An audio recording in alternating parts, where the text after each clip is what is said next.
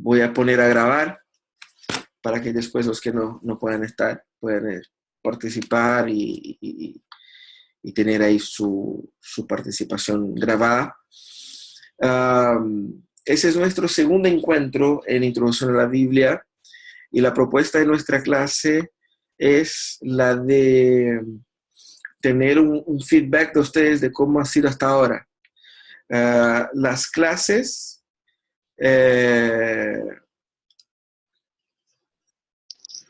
sí que aquí estamos grabando ya. La clase básicamente se trata de explicar un poco cómo funciona el sistema, ¿cierto? Cómo ha funcionado, si ha resultado, cómo han sido las lecturas y todo eso. Responder algunas dudas que ustedes puedan tener y compartir también con ustedes algo de información, algo sobre la materia. Entonces, esa es la intención, ¿ok? Así que lo primero que quisiera saber es si todos los que están aquí, los 9 que están aquí, si terminaron la primera etapa, el primer módulo. Rápidamente una jornada así bien puntual, empezando por Alex. ¿Sí o no? ¿Se está todo bien? ¿Qué tal?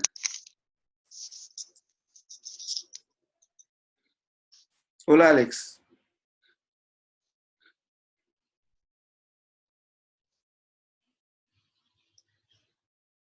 ¿Me escucha?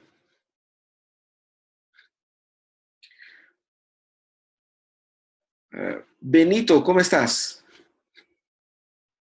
Parece que salió. Eduardo Galvez.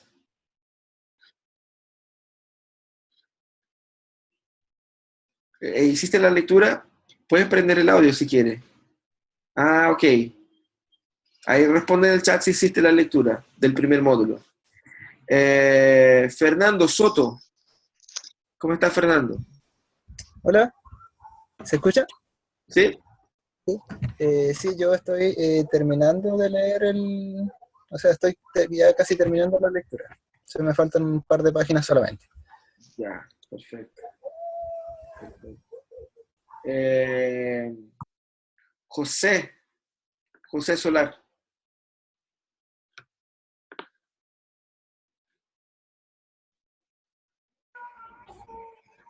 José, ¿cómo estás? Bien. ¿Hiciste la lectura del primer módulo? Sí, a ver, lo que sucede es que tuve ahí una confusión.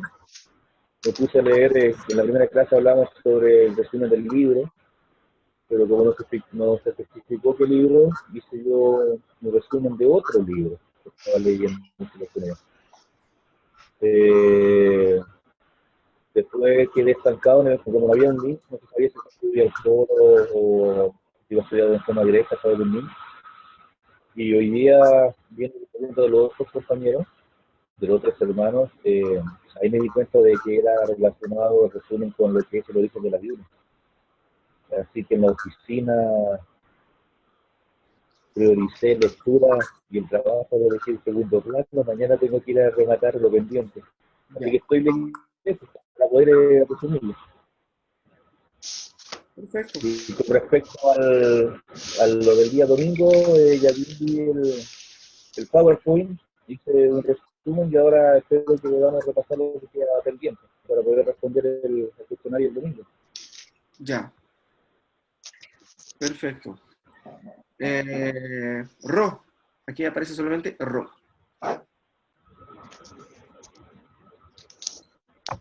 Hola, Hola, mi nombre es Rocío.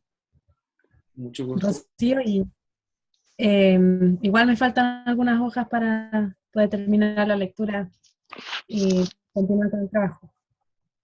Pero bien, Buena, buena. ¿Cómo está Rodrigo Ávila?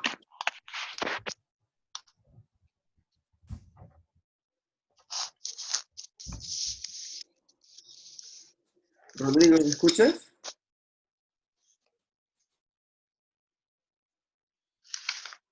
Viene en camino, ok. Valeria.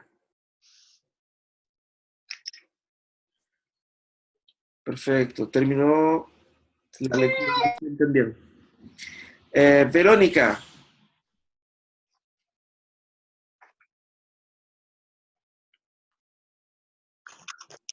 ¿Aló? ¿Me hola, escuchan? ¿sí? Hola, profe. Sí, ya terminé la lectura. Me falta solamente hacer el informe. Perfecto. Faltó el Benito. Hola, buenas noches a todos. Buenas noches. Buenas noches, pastor. Todavía me queda todavía que leer. Estoy, a medida que avanzo con la lectura, estoy intentando resumir al mismo momento para no tener que volver otra vez a pasar porque son hartas. Con respecto a las consultas que yo le hacía en el foro de consulta, era porque me di cuenta después, como usted también cuando contestó, de que está el índice no coincide con las páginas que están después, por eso que había una cierta duda ahí. No son coincidentes las páginas que aparecen en el índice con lo que aparece en el resto del libro, del PDF. Así que ahí está un poco confundido, pero ya usted me dejó más claro, igual que nos guiemos solamente por el tema de las secciones, sección 1 y 2, ¿cierto? Sí. Así yo creo que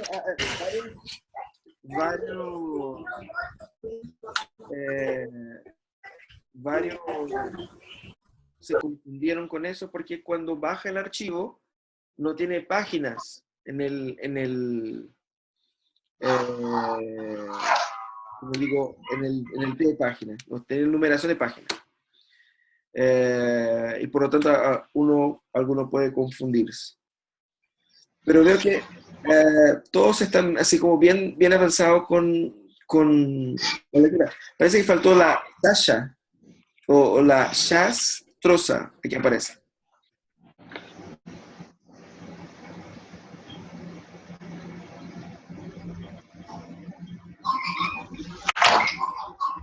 ¿Sí? ¿No está? Bueno, todos participaron, sea por chat o por vídeo, por audio. Parece que si alguien no participó después, puede manifestarse. Mira, el primer módulo, el objetivo es que ustedes pudiesen echar una mirada en lo que es lo más básico de la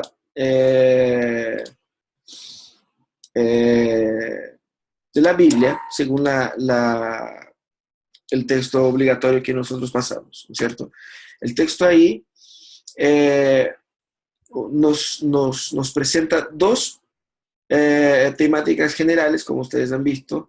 Lo primero es qué es lo que es la autoridad y la inspiración de la Biblia.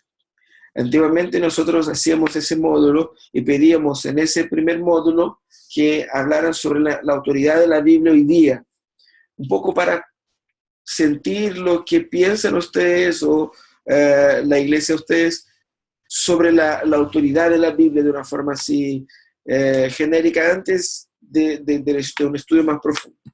Pero nosotros vamos a dejar esa discusión para el final del curso, para que podamos hacerla a la luz de lo que se ha estudiado.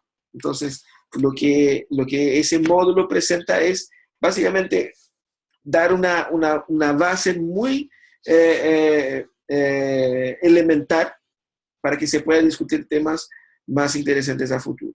La primera sesión habla qué es lo que es la Biblia, la autoridad, la inspiración, la inerrancia, la infalibilidad de la Biblia, y para cada uno de esos tópicos se puede escribir libros y libros. Entonces, es muy resumido.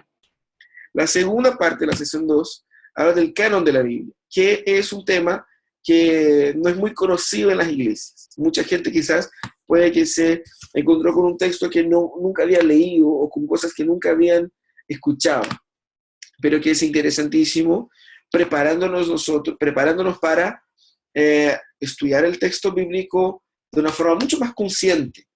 La gente lo toma muchas veces sin saber de dónde vino, hacia dónde fue, y así como que pasa por alto ciertas cosas. Así que es muy importante esa segunda parte. Los que todavía no hicieron el informe, les explico. El informe es algo muy sencillo, no se compliquen por ello. ¿Qué es lo que es importante estar en el informe? Bueno, obviamente que los datos básicos, que son el nombre, el curso y la fecha, cosas básicas. Pero ¿qué es lo que hay que poner? En poquísimas palabras, ¿qué es lo que dice el texto? No necesitan así complicarse, hacer algo muy, muy elaborado, pero lo que es importante es mostrar que leyeron el texto y entendieron lo que leyeron. Ese es el punto. Hay mucha gente que sabemos cómo funciona, uno va leyendo en la micro, ¿no es cierto?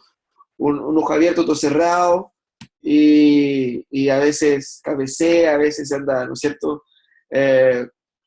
Medio dormido, medio acordado, y no pone mucha atención en lo que dice el texto. Así que lo que queremos saber es si ustedes leyeron y si lograron entender lo que dice, y expresarlo en un breve resumen ayuda a clarificar esas ideas. Aquí Eduardo pregunta dónde hay que subir el informe. Hay que subir al módulo. En el módulo hay una sección donde se suben los informes todos ahí. Entonces hay que meterse a la página, ¿no es cierto? Todo el proceso. Y en el módulo 1, ahí, déjame encontrar aquí. 14. ¿Sí? Yo puse que hoy día también estuve revisando el módulo 1 y no está para subir el link. O sea, la única opción que estaría quedando es subirlo al foro de la introducción a la Biblia. Pero subirlo como tal, por lo menos hoy día en la mañana, no figuraba ese link para el informe. A ver, un segundo.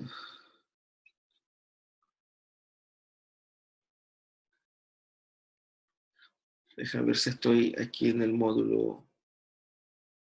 Sí, ese es. Sí.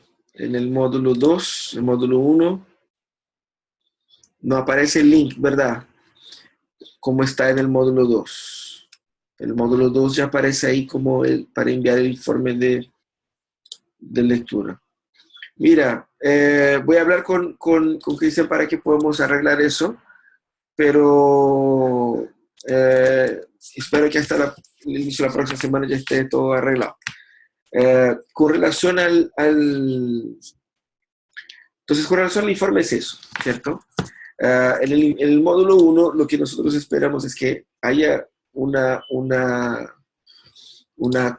introducción general a la Biblia, y eso es lo que creemos que se puede lograr con esas lecturas. Lo que nosotros... déjame cerrar eso aquí. Ahí. Lo que nosotros queremos ahora es conversar un poco con ustedes con relación, ya que han visto todo sobre su introducción, un poco sobre el Pentateuco. Pensemos un poco en ese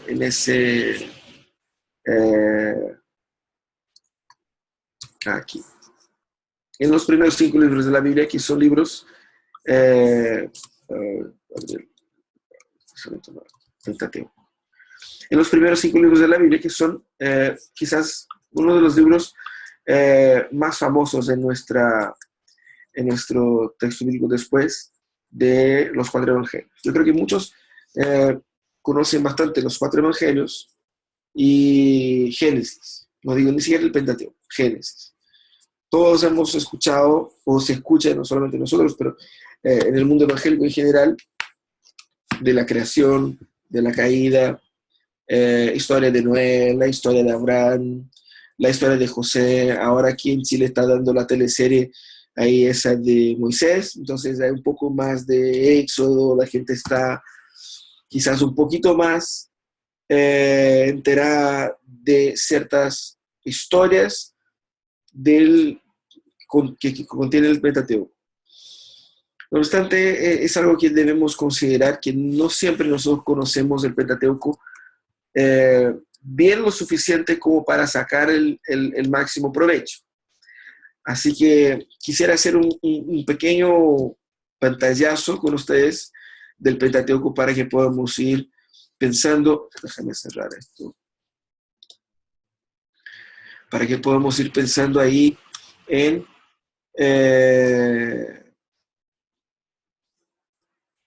déjame, aquí, chat. Perfecto. Aquí.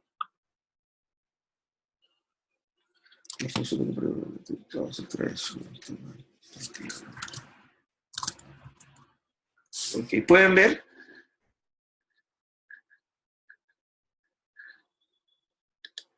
Eso. Ahora creo que sí.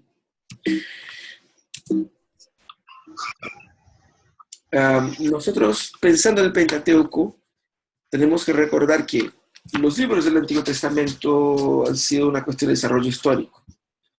En la Biblia hebrea moderna nosotros tenemos los 5 libros de la ley que están seguidos por 8 libros llamados los profetas, que son Josué, Jueces, 1 y 2 Samuel, 1 y 2 Reyes, Isaías, Jeremías, Ezequiel y los 12 profetas menores, que conforman un puro libro. Los últimos 11 libros están designados como libros, como un grupo de libros llamados escritos o hagiógrafos, que son Salmos, Proverbios, Ruth, Cantares y los Cantares, Lamentaciones y Esther. Lo que les pido que pongan sus micrófonos en el módulo silencioso para que el ruido no se contamine. Esos son la división en la Biblia hebrea, ¿no es cierto? En la Biblia hebrea nosotros tenemos ahí una división que es un poquito diferente a la nuestra, que es influenciada por la Biblia Septuaginta, que fue la traducción al griego del Antiguo Testamento. Y por lo tanto, la Biblia hebrea inicia con los 5 primeros libros, que son el Pentateuco, luego viene los profetas y por último los escritos. Por eso el Antiguo Testamento hebreo inicia con Génesis y termina con Crónicas, diferentemente el nuestro que inicia con Génesis y termina con Malaquías. Entonces hay esa pequeña diferencia ahí. El orden de los libros ha variado durante varios siglos después de haber sido completado el Antiguo Testamento, por cuenta del uso del códice introducido durante el siglo II de la era cristiana. Necesitaba un orden definido de colocación. Es interesante que antes no había así como un orden tan claro, porque cada libro era independiente, es decir, ellos no estaban editados en una misma mano, una misma, parece que no se veía, ¿no? ¿Se ve ahora?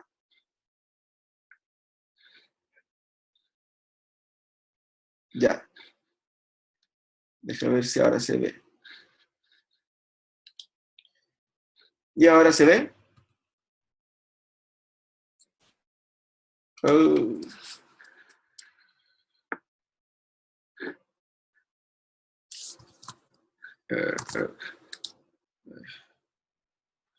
Bueno, dejemos así entonces. Está con problema la comunicación. Bueno, la cosa es que había esa diferencia por cuenta de la manera como los libros estaban. Ellos estaban editados juntitos, así pegados en una misma edición con una tapa preta.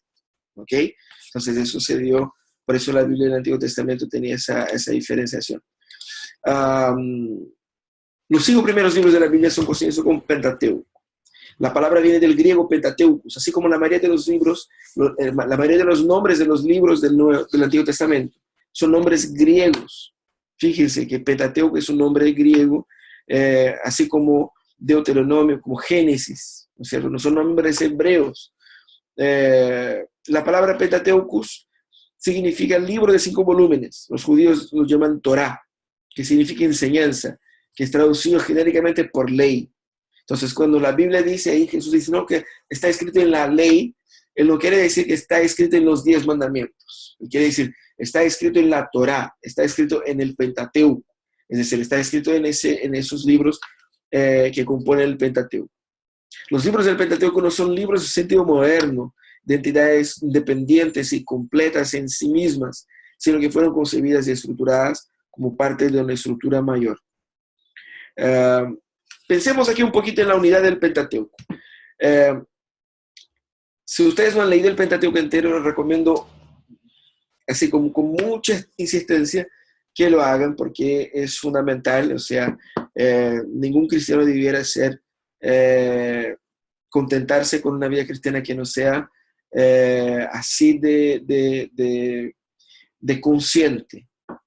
Lo que nosotros encontramos en el Pentateuco es fundamental para el cristianismo y para una vida cristiana saludable. Por lo tanto, debemos leer sí o sí. Obviamente que toda la Biblia, pero el Pentateuco con mayor razón, porque tiene una base escriturística fundamental para entender qué es lo que es el Evangelio. Una persona que no lee el Pentateuco tiene mucha dificultad en entender qué es el Evangelio. Pensemos en la unidad del Pentateuco. A pesar de las evidencias de desigualdad y complejidad y estructura y origen, resulta mucho más importante y básica la unidad dominante que presenta el Pentateuco. Es decir, el Pentateuco es complejo por la manera como fue escrito, por las diferencias en estilo y todo eso, pero hay una unidad dominante que es bastante fuerte. Esa unidad se comprende por la estructura histórico-teológica que relaciona todos los cinco libros y es reconocida en el Nuevo Testamento. Esa estructura son resúmenes de la secuencia de actos divinos, como Hechos 3, 6 y 7, por ejemplo, y funciona como un relato medular del Pentateuco, como una miniatura del Pentateuco, que trae los siguientes elementos: promesa, elección, liberación, pacto, ley y tierra.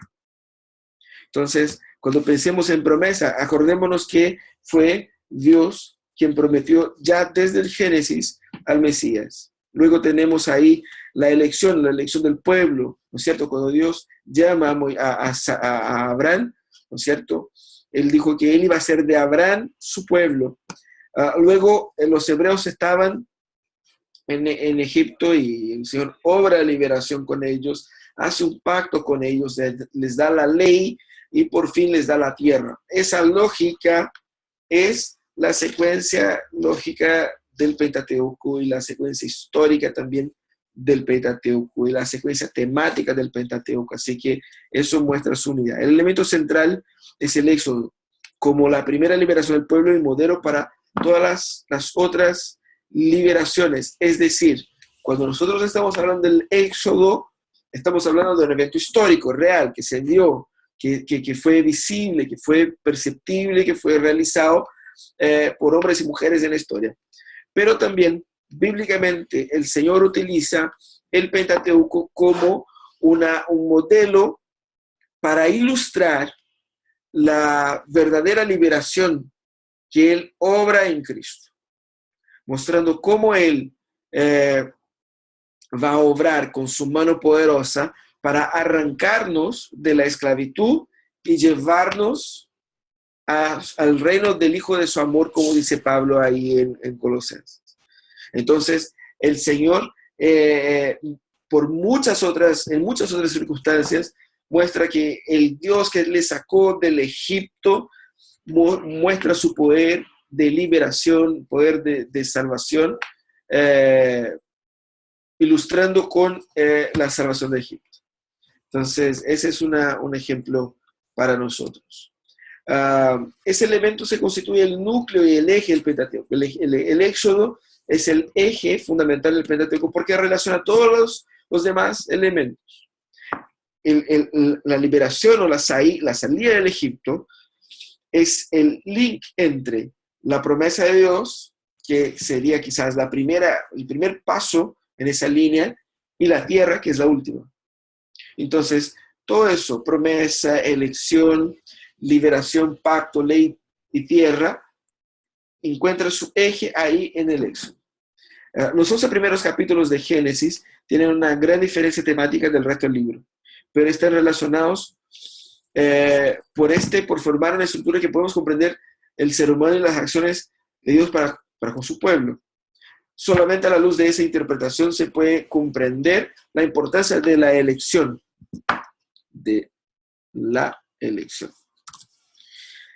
Y bendición de Abraham, que sigue inmediatamente a la genealogía y separa los prólogos primitivo y patriarcal y encabeza como epígrafe la historia de los patriarcas. Es decir, solamente cuando nosotros entendemos qué es lo que pasó en los 11 primeros capítulos, que son una historia universal, podemos entender quién es Abraham, de dónde salió Abraham. Y ahí, entonces, vemos la conexión bíblica entre lo que es genérico, es decir, para toda la humanidad, y lo que se concentra en un pueblo. Del 12 hasta el Deuteronomio 34, se trata del pueblo de Dios, del pueblo elegido, del pueblo hebreo. Hasta el capítulo 11 se trata de todos los pueblos de la tierra. Esa es un poco la estructura. El Pentateuco, como dije, observa las dos secciones principales, Génesis 1 a 11 y Génesis 12 a 34. La relación de ambas son de preguntas y respuestas, es decir, o problema y solución. No solamente manifiesta la unidad del Pentateuco, revela también el proceso histórico de la redención, pero esa historia no se completa en el Antiguo, necesita el Nuevo para completarse. Así que el Pentateuco es un libro de final abierto, así como el Antiguo Testamento de una forma general, y el Nuevo. Y el Nuevo Testamento solo se comprende a la luz de esa estructura del Pentateuco. Cuando pensamos aquí que el Pentateuco tiene esa diversidad entre el capítulo 1 al 11 de Génesis y del 12 en adelante, estamos hablando de que el capítulo 1 a 11 va a poner ahí en evidencia qué es lo que anda mal en el mundo y por qué el mundo está así. Y el capítulo 12 en adelante va a mostrar cómo Dios está obrando concretamente, específicamente, sistemáticamente, en el sentido de traer redención al mundo. La redención tiene inicio primero en el Edén con la promesa, pero luego ahí con Abraham, con la elección, luego viene el éxodo, ¿no es cierto?, la liberación, la ley, el pacto, la ley y por fin la tierra. Así que de esa manera entendemos el Pentateuco. El problema o el gran problema del Pentateuco es que hay muchos aspectos que son complejos. Además de su clara unidad, propósito y plan y organización, el Pentateuco revela también una complejidad propia. Esa complejidad se destaca sobre los detalles, en los debates sobre la autoría y fecha del Pentateuco. Para comprender el Pentateuco y su complejidad tenemos que tener su naturaleza literaria. Esa nos dice que el Pentateuco consiste de dos facetas. Es una narrativa intercalada con trozos legal y con discursos. Es decir, por un lado es una narrativa. Hay gente que piensa que es la pura narrativa nomás. Hay gente que piensa que todas las Biblias son historias, ¿no es cierto? Y no es así. La Biblia tiene textos narrativos, tiene textos disertativos y textos legales, y textos también poéticos, proféticos y de sabiduría.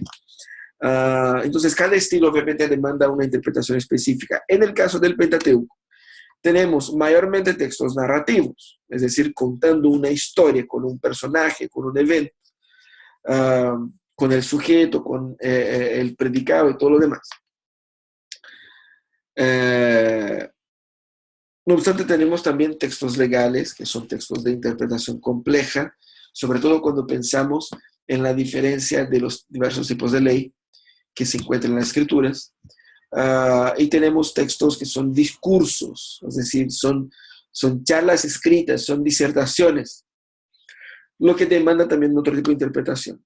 Entonces, es complejo, no es así como leer un libro, así como que nosotros compramos en la librería, que del inicio al final viene con un mismo estilo literario. El libro que se pidió que leyera ahora para el módulo 1 es un libro que todos los capítulos tienen la misma metodología de escritura. Entonces uno entendió el sistema, va hacia hasta el final. La Biblia tiene esa complejidad. Tenemos ahí también en todas esas secciones, discursivas, narrativa y legal, presenta cierta falta de orden y continuidad en el contenido. Entonces, no todo está así como encajadito, perfecto, editado. Hay diferencias significativas en el vocabulario, en la sintaxis, estilo, composición, entre las secciones. Uno de los temas que despertó el gran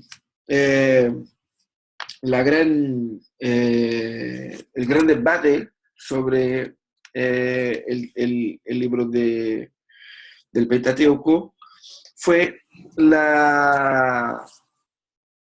el uso alternado de los nombres de Dios. A veces se usa Yahvé, a veces se usa Elohim. Entonces, esa inferencia generó ahí todo un debate que ya vamos a hablar ahí sobre eso. Y hay un material idéntico que se repite, entonces eso también es un problema.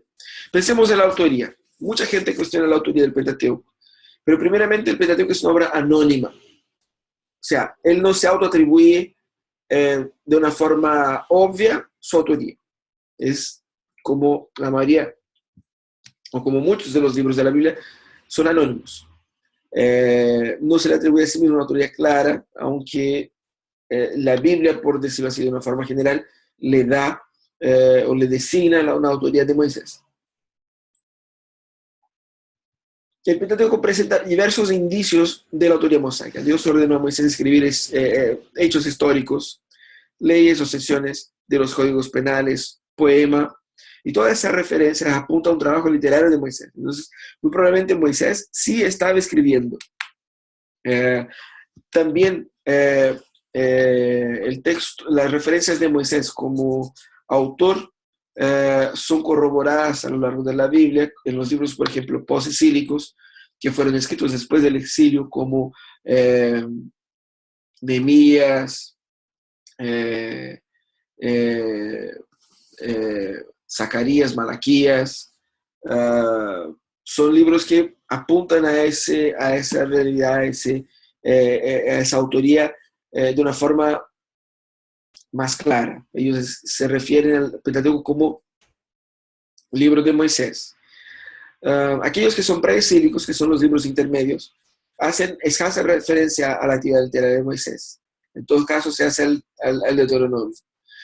Los libros anteriores, los libros más cercanos a la fecha, no presentan tales referencias. Eso indica que la traducción tuvo un proceso de desarrollo.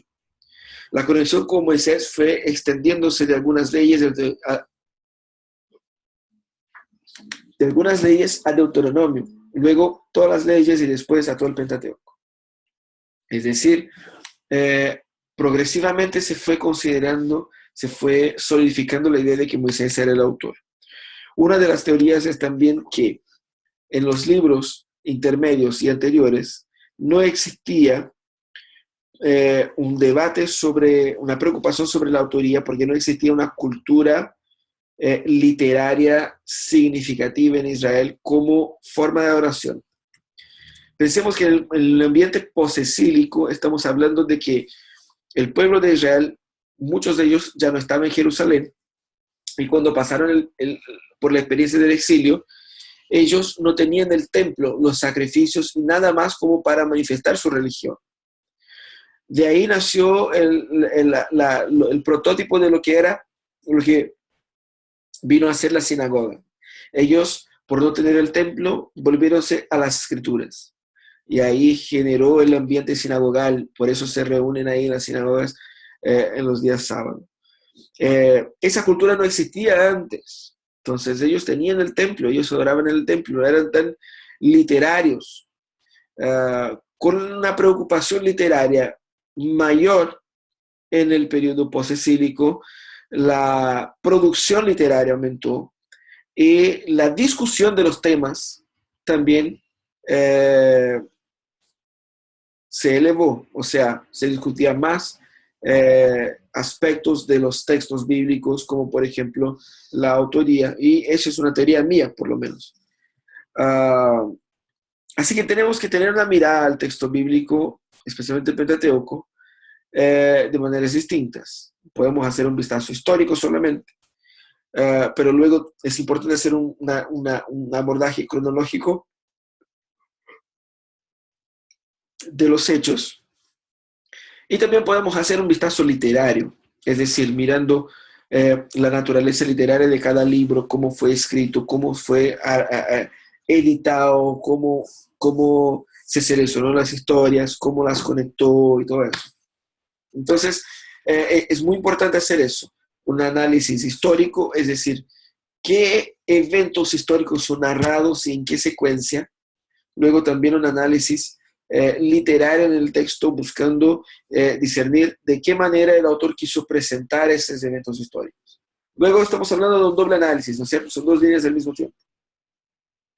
Un método que también es marcado por ser sintético, es decir, va a sintetizar la historia general, mostrando el inicio al final, y luego mostrando cuál es el objetivo de esa historia, pasando por los marcos que ella registra. Es decir, pensemos en el Pentateuco como un solo documento, luego hagamos mentalmente una línea histórica del Pentateuco, empezando con la creación y terminando ahí con a las puertas de la tierra prometida. Entonces tenemos ahí esos 5 libros y podemos hacer entonces un análisis bien general, analizando históricamente qué es lo que se dio, cómo el autor vino desarrollando ese tema y de qué manera nosotros podemos sintetizar eso ubicando marcos históricos como creación, caída, Noé, Abraham, Abraham, Isaac, Jacob, José, ¿no es cierto? Y Moisés. Sería una forma de hacerlo, una forma personalista. Se puede hacer marcos históricos de otra manera. Quisiera, antes de entrar aquí a la discusión de Génesis propiamente, compartir con ustedes un poco lo que es la discusión con relación a la autoría de Génesis. Esa discusión es una discusión que quizás ustedes pueden leer en los textos que vamos a pasar, pero mayormente van a encontrar ahí alguna otra información sobre qué es lo que es la teoría documental. La teoría documental surgió con la alta crítica. La alta crítica es una contrapartida de lo que era la baja crítica.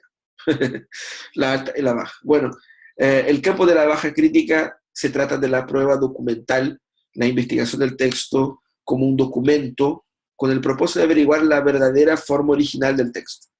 Es decir, el estudio literario, el estudio manuscritológico del texto para ver si ese texto, esa copia, ese manuscrito está realmente más fiel al posible original.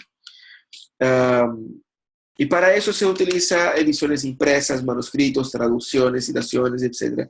Todo lo que afecta al texto del documento. Eso se llama crítica textual, ¿no es cierto? La crítica textual es un estudio académico que busca encontrar la mejor traducción del texto bíblico, por decirlo de una forma bien resumida. La alta crítica, entonces, ¿qué es lo que es? Es un movimiento que surgió como una forma de analizar el texto bíblico, pero sin los estándares o sin los presupuestos más ortodoxos, es decir, sin considerar la Biblia un libro en sí mismo autoritario, en sí mismo verdadero. Entonces, analizando la Biblia como un libro cualquiera, un libro neutro. Sabemos que la neutralidad no existe, o sea, todos nosotros llevamos al texto una influencia, una percepción, una intención. pero ellos trataron de hacer eso, buscando alejarse del texto, analizando el texto como un documento genérico. Y esa alta crítica generó muchas teorías que son contrarias a la fe más ortodoxa, a la fe apostólica, por decirlo así. Todo eso nació o partió con un profesor francés de medicina llamado Jean Astruc. Él escribió un libro en 1753 con el título de Las conjeturas al respecto de los memorandos originales que parecen haber sido usados por Moisés en la composición del libro de Génesis. Es decir, en otras palabras, él surgió despertando una teoría de que Moisés, cuando escribió el libro de Génesis, él utilizó dos documentos originales. Su argumento decía que ese era el responsable por tener a veces el uso de la palabra Yahvé con la letra J y a veces la palabra Elohim con la letra E. Entonces, la teoría de Jan era, bueno, Moisés utilizó esos documentos para compilar y producir el texto, y en la mezcla él fue utilizando ahora una palabra, ahora otra, y esa es la razón por la que tenemos esos diferentes nombres de Dios en el texto. No había obviamente ninguna prueba para fundamentar esa teoría. Era una suposición, pero la gente que le siguió fue avanzando con eso. Y eso era a la mitad del siglo XVIII. El siglo XIX inicia y un sacerdote romano, el católico romano escocés, llamado Geddes, o en inglés debe ser Gids, me imagino, sustentó que habían varios fragmentos, y no documentos reales, varios fragmentos, y que el texto fue compuesto por un redactor 500 años después de la muerte de Moisés. Esa era la teoría de él. 30 años después, un otro teórico llamado Heinrich Ewald sustentaba que los primeros 6 libros, y no los 5 solamente, los 6, incluyendo a Josué, sustentaban que los libros habían sido escritos por un único autor de la escuela elohista. Entonces había dos escuelas, la J y la E. Él creía que los 6 primeros libros habían sido editados, escritos originalmente por un elohista, pero que el documento paralelo posterior surgió usando el nombre de Jehová o Yahvé. Entonces, el editor posterior tomó partes del documento J y puso el documento E. Es decir, mezcló dos documentos en uno. Y ahí quedó esa mezcla de hora J, hora E. Él defendió que el último editor del texto bíblico, de Génesis al Deuteronomio, trabajó en esa edición ya durante el reinado del rey Usías. Fíjense, el rey Usías fue rey de Judá. Estamos hablando de un periodo ya bastante posterior a David, a Salomón. El reino ya se había dividido. Para que tengan idea, debe ser más o menos el año 700. El periodo de Usías también era el periodo de Jeremías, o de Isaías. Entonces, era un periodo bastante más posterior. Estamos hablando de 700 casi, son 300, casi 700 años después de Moisés, me imagino. Después de Ewald, vino Calgraph. Calgraph sugirió que el documento J había sido escrito primero, formando un orden que hasta hoy día se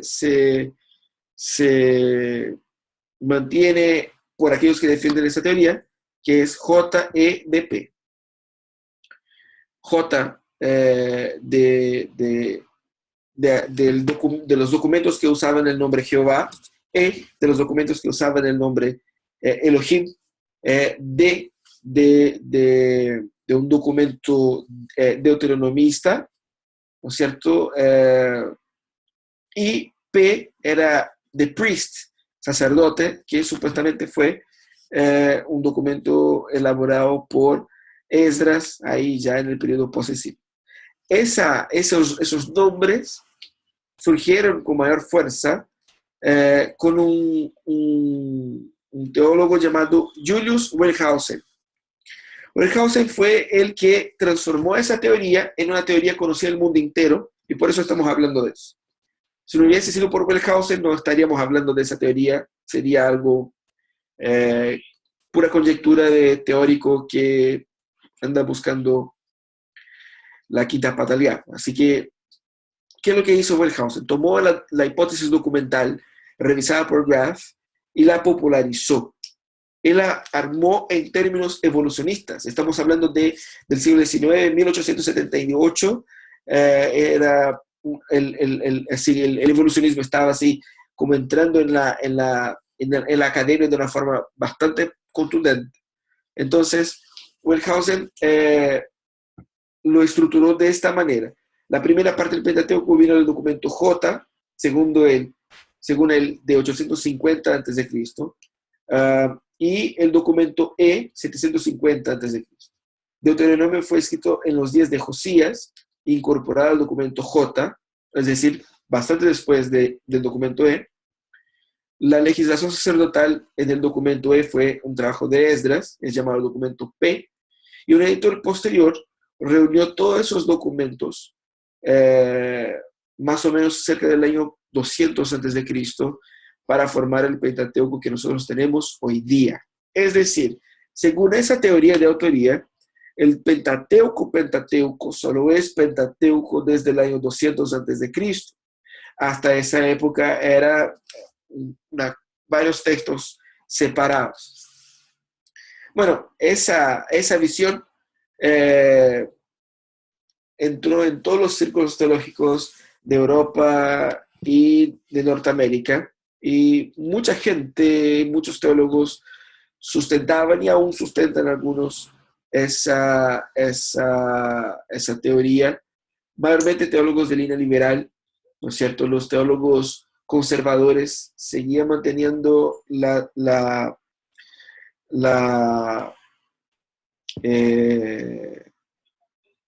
fe en la Biblia como un documento escrito autoritativo, inspirado, infalible, inerrante. El tema es que esa teoría puede que sea encontrada en muchos de los libros que ustedes terminen encontrando leyendo a futuro. Por eso, así que es importante tener ahí esa introducción, ¿cierto? ¿Qué es lo que eso implica para nosotros? ¿Quiénes nosotros defendemos que es el autor? Defendemos nosotros que Moisés es el autor del Pentateuco por las evidencias internas del Pentateuco que hemos comentado, cuando Dios le pide que escriba una poesía o escriba una ley, escriba una poesía, un relato histórico, por los elementos externos en el mismo Antiguo Testamento que indica el texto del Pentateuco como escrito por Moisés, y como hemos visto el testimonio de la iglesia primitiva posterior al Nuevo Testamento, ya indicando el texto del Pentateuco como un texto mosaico. Así que nosotros también sustentamos esa teoría. Ahora, pensando aquí en el Pentateuco, empecemos por Génesis. Génesis es un texto muy conocido. Nosotros podemos decir que Génesis es un libro fascinante. Habla de la creación del ser humano, del pecado, de la redención, del pacto del pueblo. ¿Cuál es el tema principal aquí? Ojo en eso que les voy a pasar ahora en esos 10 minutos. Son varias diapositivas, pero les voy a pasar así para que ustedes se despierten. Yo creo que algunos están así como con sueños ya. Estoy hablando muchas cosas y algunos le está pasando la cuenta la semana de trabajo. Así que les voy a hacer bien expedito. Génesis. El tema principal es el pecado del hombre y los primeros pasos hacia la redención por medio de un pacto con la raza elegida, cuya historia empieza ahí. Quizás usted puede estar pensando, bueno, eso yo ya sé. Pero ¿cuál es la palabra clave en Génesis? Comienzo. Eso es lo que significa Génesis, de hecho, ¿no es cierto? En nuestro propio idioma. Comienzo. Así comenzó todo. Y ahí tenemos la primera promesa mesiánica en capítulo 3, 15 y 16.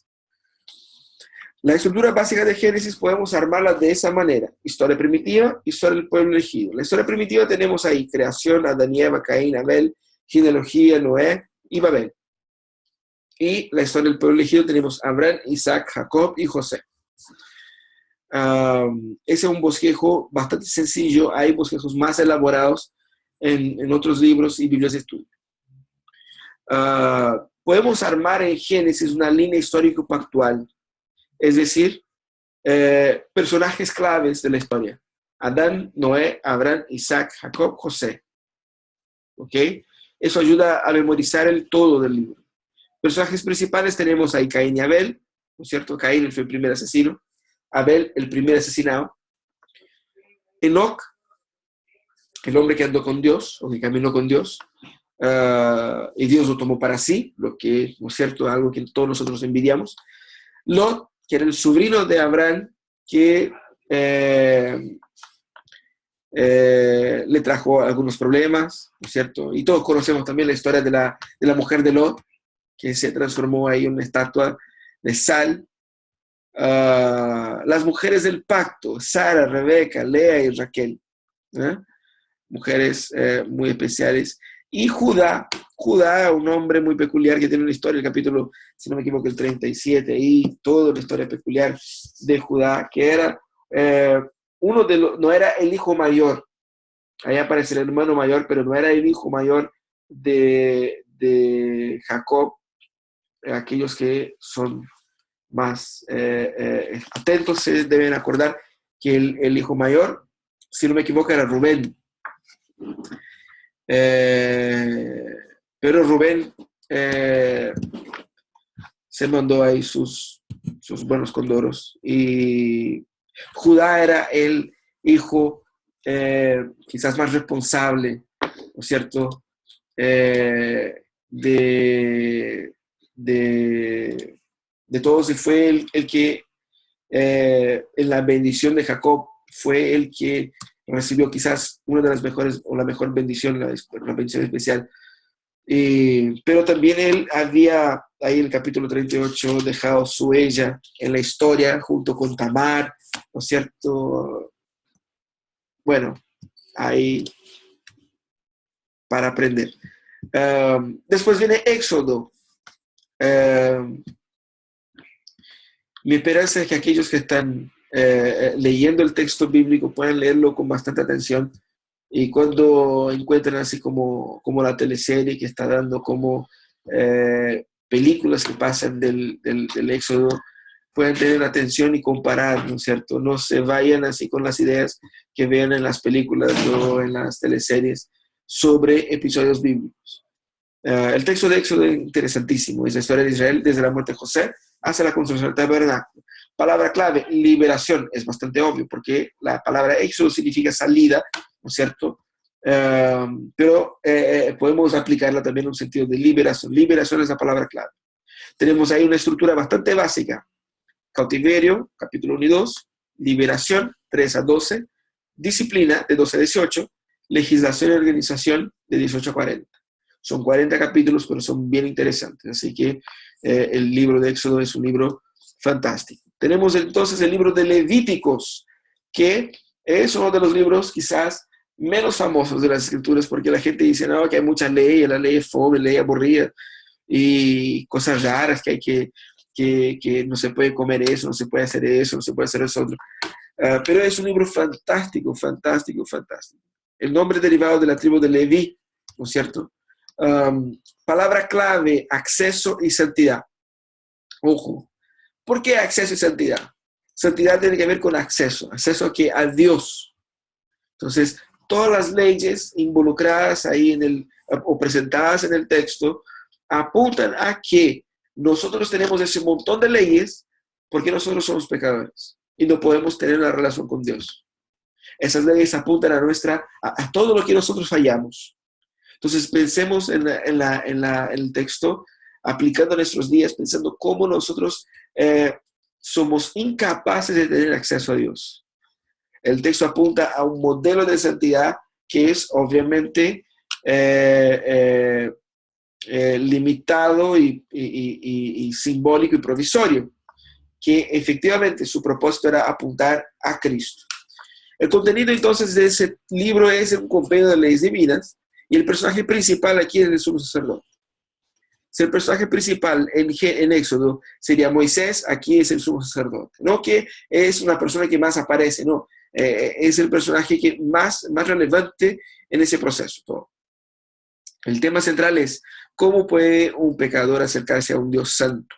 La palabra santidad ocurre más de 80 veces en ese libro, mostrando cómo es una palabra importante cuando se habla de ley. El libro paralelo al Levíticos es Hebreos. Vale la pena leer los dos así paralelamente. Hay un libro antiguo llamado Levítico y Hebreos, que eran aquí estudios para comparar los dos. Yo tenía cuando estudié eso allá en 2002, pero yo lo perdí, no sé dónde está, pero voy a tratar de ver si encuentro.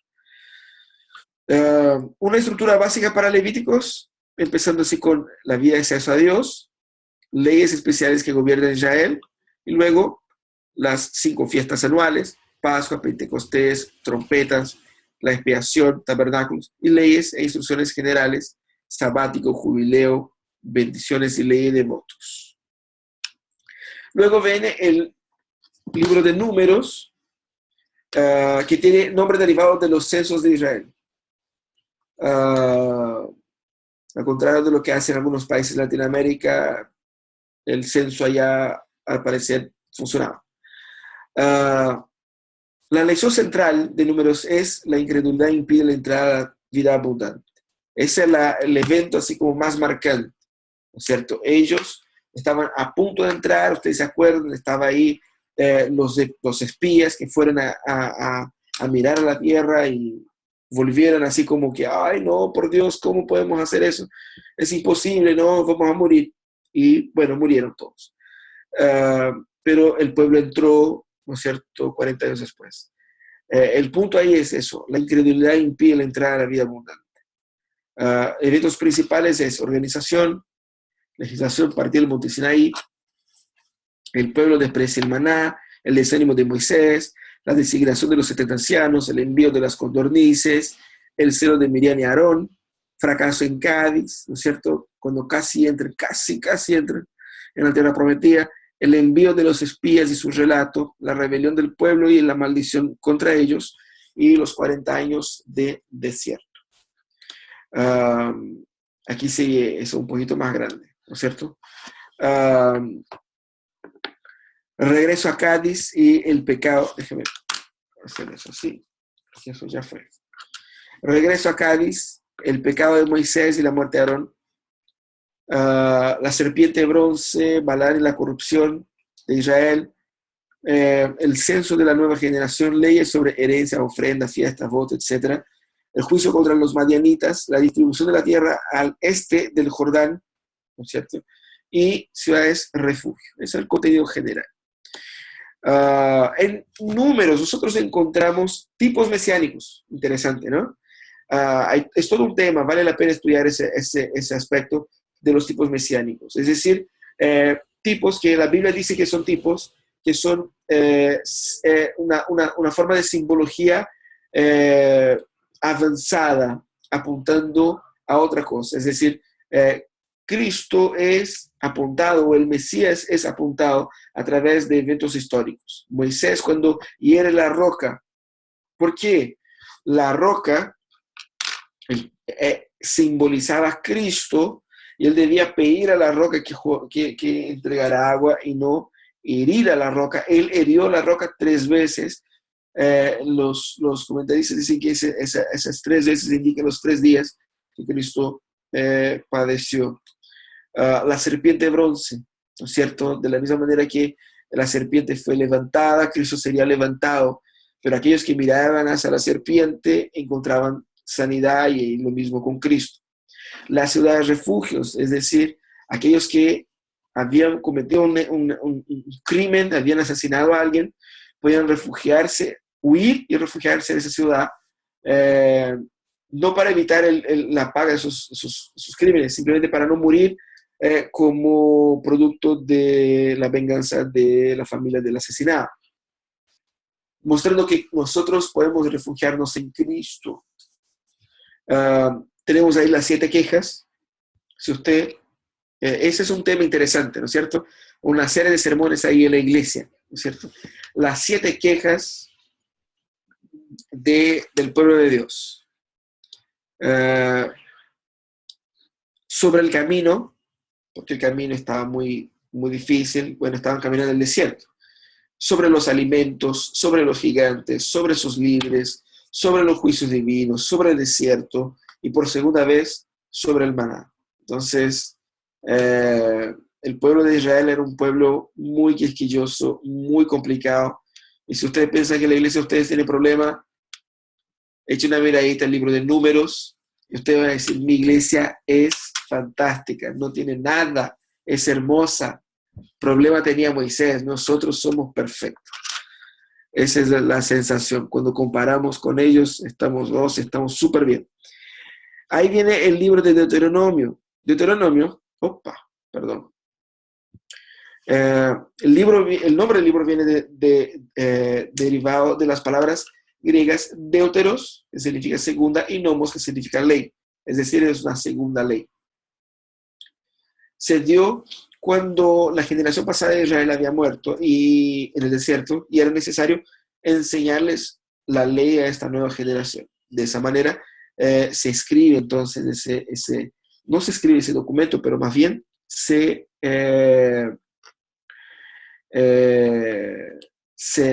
profiere esos discursos que después terminan siendo escritos, obviamente. Por lo tanto, Deuteronomio es una serie de discursos y exhortaciones dadas por Moisés en las planicies de Moab antes de atravesar el río Jordán. El tema principal son la repetición de las leyes proclamadas en el monte Sinaí y con un llamado a la obediencia mezclado con un recuento de las experiencias de la generación pasada. El libro de Deuteronomio tiene pocas narrativas y muchos discursos. Un cambio de metodología interesante. El pensamiento clave aquí es el requisito divino de la obediencia. ¿Qué es lo que Moisés estaba aquí destacando con ellos? Era una generación nueva, había nacido en el desierto. Y puede que al entrar en la tierra prometida y conquistar la tierra prometida, puede que se la crean así como, wow, mira lo que conseguimos nosotros. Y se olviden de Dios. Bueno, eso fue lo que pasó de hecho, pero Moisés dejó la exhortación así bien explícita para ellos. La estructura es recuerdo de la relación de Dios con Israel en el pasado.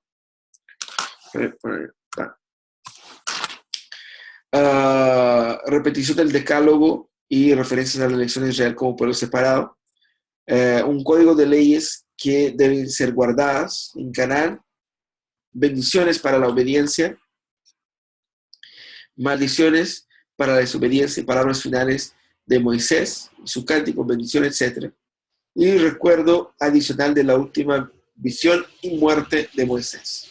Que, adelanto aquí, mi teoría es que Moisés no escribió sobre su muerte, antes que alguien pregunte. Probablemente algún editor o incluso el mismo José puede haber terminado esa parte después que Moisés había muerto. Esa es mi teoría. Pero la mayor parte yo creo que puede haber sido compilado ahí en esa época y producido por Moisés y por algún editor de su misma época bajo su perspectiva, su aval. Ese es un vistazo general del Pentateuco, así que buen trabajo para ustedes ahora que van a seguir con los estudios. Les animo a que perseveren, ¿no es cierto? Sabemos que viene llegando el fin de año y muchos otros compromisos surgirán y la agenda y todo eso, pero perseveren porque vale la pena, hay mucha cosa buena para leer todavía y si tienen alguna duda, alguna pregunta, ese es el momento para hacerla. O entonces pueden hacer también por el foro, ¿no es cierto? Podemos responder ahí como hemos respondido hasta ahora.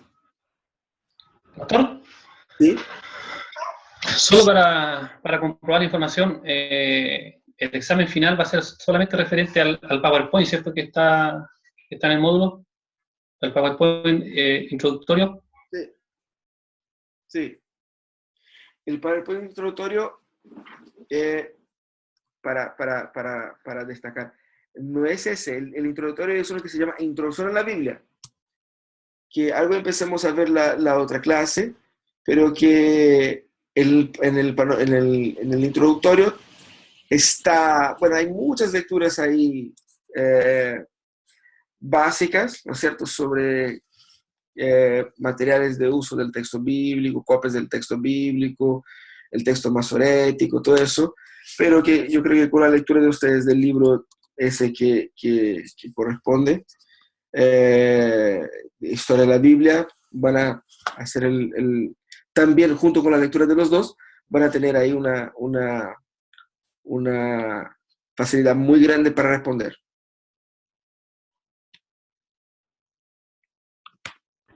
Pastor, bueno, ¿me escucha bien? ¿Sí? Ya. No, si mi pregunta también está relacionada con lo que decía el hermano Benito, porque revisando el PowerPoint, falta harto material con respecto al Pentateuco. Luego, acá usted se desplegó mucho más.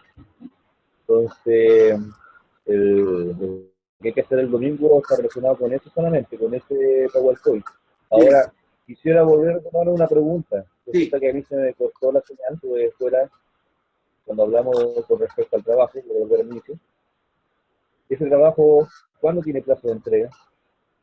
Mira, todas las fechas deben estar en el módulo, en el cronograma. En eso no me figura fecha, solamente figura fecha de entrega de lo que tenemos este domingo para rendir el cuestionario. Sí, pero mira, el módulo 1 dura 3 semanas, ¿cierto?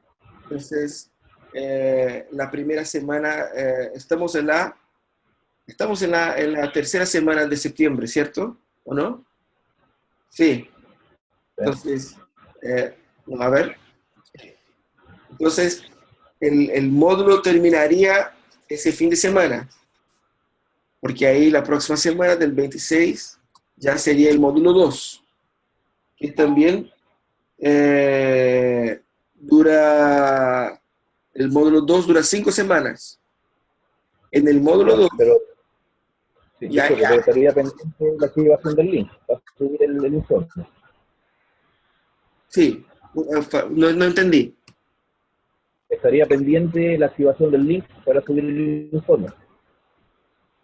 Sí, el link para subir el archivo, pero aquí en la página, en el módulo 1, dice la actividad final del módulo hasta el 25 de septiembre. Entonces, todo lo que es módulo 1, lo ideal es que haga hasta el 25. ¿Ok? Ya. Porque ahí se inicia el módulo 2 el 26, el lunes 26. Perfecto. ¿Entienden? Y ahí son 5 semanas. En el módulo 2, como ya va a iniciar la próxima semana, ustedes ya recibieron la información en ese PowerPoint que les mostré del módulo 2. Entonces, cuando vayan a cumplir con el módulo 2, ya van a haber visto el PowerPoint aquí y van a estar así como bien atentos para lo que será el examen del módulo 2. Pero en el módulo 1 es el PowerPoint que está ahí en el módulo 1 mismo, que es referente a la clase, a la prueba, digo.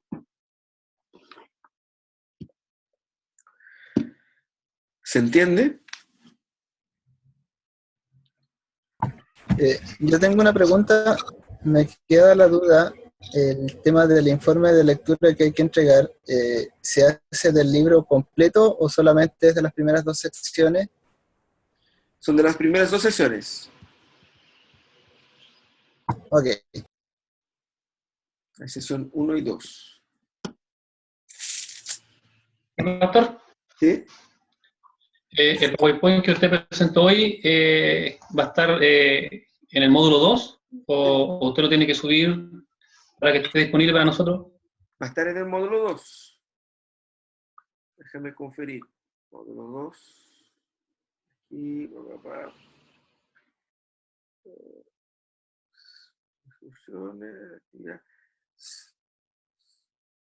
sí, el módulo 2 vamos a subir al módulo 2. Así que ese es referente al módulo 2. Todavía no está ahí, pero a partir de la próxima semana imagino que ya va a estar el PowerPoint entero en el módulo para descargar.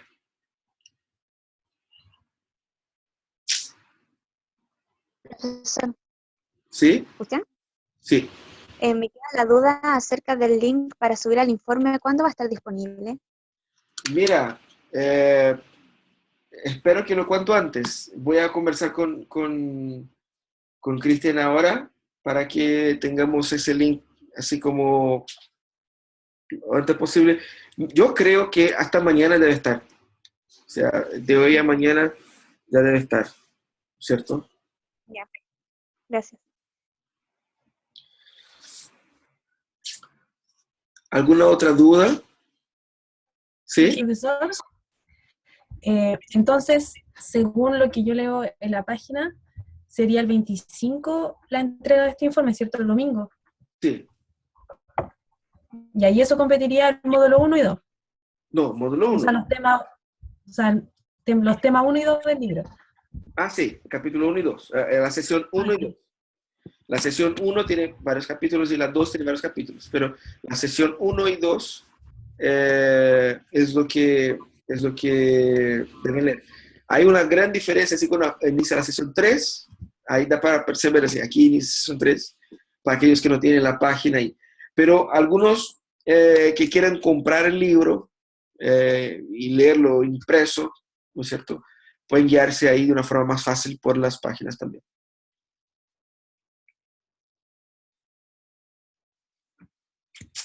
Yo tengo Ok. una consulta. Sí. Profesor, ¿no hay posibilidad de que usted suba también el video de este curso, el de hoy? ¿El de hoy? Sí, sí, ¿no? De todas maneras. De todas maneras.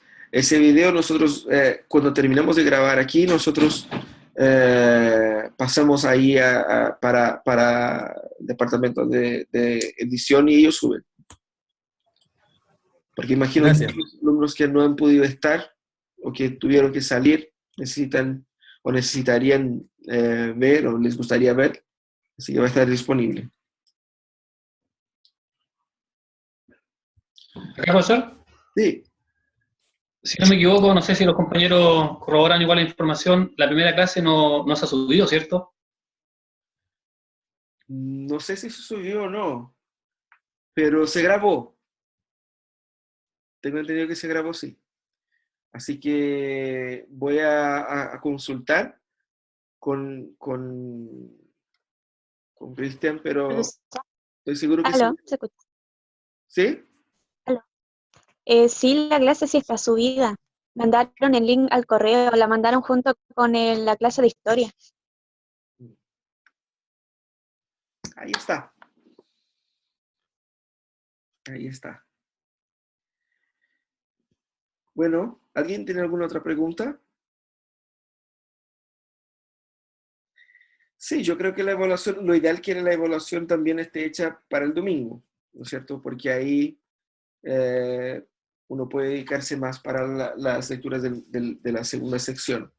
Fíjense que el segundo módulo tiene 5 semanas de duración, porque obviamente tiene un poquito más de contenido. Estamos hablando ahí de una lectura de William Lazor, del Panorama del Antiguo Testamento, de los capítulos 4 a 13, es decir, de la página 25 a 187. No es nada de otro mundo, estamos hablando ahí de unas 160 páginas, ¿no es cierto? Y también uno de los libros del Pentateuco. Entonces son 2 lecturas para el módulo 2, que se inicia el lunes. La lectura del texto del Panorama del Antiguo Testamento, del capítulo 4 al capítulo 13, y uno de los libros del Pentateuco, ¿no es cierto? Ninguno de los libros del Pentateuco, así como son todos más o menos parejitos, ninguno es tan chiquitito, ¿no es cierto? Pero eligen uno de los 5 y no vale así como el que diga, no, pero yo leí hace como unos 15 años atrás, ¿cuenta todavía? No, no cuenta. O sea, hay que leerlo ahora, de nuevo. Que lea de nuevo, ¿no es cierto? Va a ser bueno. Y si quieres leer los 5 mejor, no te voy a dar más puntos por eso, pero seguramente el Señor te va a bendecir muchísimo con lo que vas a aprender. Así que en esas son 5 semanas para que trabajen bien esos contenidos. Revisar las diapositivas que yo les mostré ahora, leer esas 160 páginas del libro del Panorama del Antiguo Testamento y uno de los libros del Pentateuco, ¿cierto? Y, déjame adelantar aquí, ya que la próxima semana inicia el módulo 2.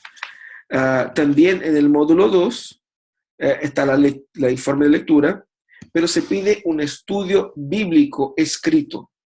¿Qué es lo que es eso? Están ahí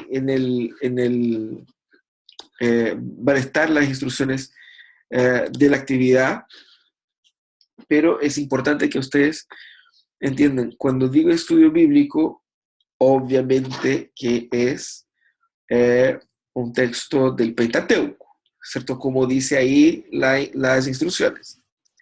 Se va a elegir ahí un texto completo, se va a resumir la narrativa y se va a buscar identificar el mensaje central, lo que el texto enseña sobre Dios y una aplicación para nuestra vida. Así de simple. Más fácil que eso, solo morder agua. Así que va a seleccionar un texto narrativo, por favor. Ahí la indicación dice en negrita, así como un texto narrativo. Es decir, si es un texto narrativo, probablemente no va a ser un texto de Deuteronomio, por ejemplo, o del Levítico, que hay muy poca narración, pero hay muchos textos en Éxodo, en Génesis, en Números, que son narraciones, o sea, son relatos históricos. Pero ubiquen ahí un texto que tenga inicio, medio y final, así como un episodio completo. Y ahí está todos los detalles en el módulo, y que será actualizado con los links todos para subir y todo eso, el módulo 2. ¿Ok? Así que esas son las actividades del módulo 2, y por eso tiene un poquito más de tiempo, 5 semanas, como para trabajar bien esas lecturas, y el examen juntamente con un informe. El informe de lectura del módulo 2 es simplemente que ustedes me entreguen en una página así: yo declaro haber leído tal. ¿Ok? El módulo 2 es solamente eso. Yo declaro haber leído el texto ahí ponen la bibliografía completa y chao. No tienen que hacer un resumen del texto. ¿Por qué? Porque van a hacer un ensayo, solamente para confirmar que leyeron, ¿no es cierto? Incluso pueden hacer el mismo ensayo, ¿no es cierto? Cuando entregan el ensayo, así, declaro haber leído el texto, qué sé yo, y ahí hagan el ensayo o el estudio bíblico, en realidad. ¿Se entiende? Bueno, de cualquier manera, si surge alguna duda, estamos a disposición. Yo les cuento que a veces, si escriben en el grupo de WhatsApp, puede ser que yo lo pierda por ahí, porque mucha gente escribe, ¿no es cierto?, en el grupo de WhatsApp, y a veces confieso que no alcanzo a leer todo. Por lo tanto, si es algo así como más específico, pueden mandar en el foro, o como algunos han hecho ahí en el WhatsApp directo, así como mensaje directo para mí. Ahí es más fácil que yo vea, porque de verdad yo tengo muchos grupos aquí y no me alcanza para responder a todos. Así que no que sea adicto para nada, pero a veces se me escapa el tiempo para consultar ahí todos los grupos de WhatsApp.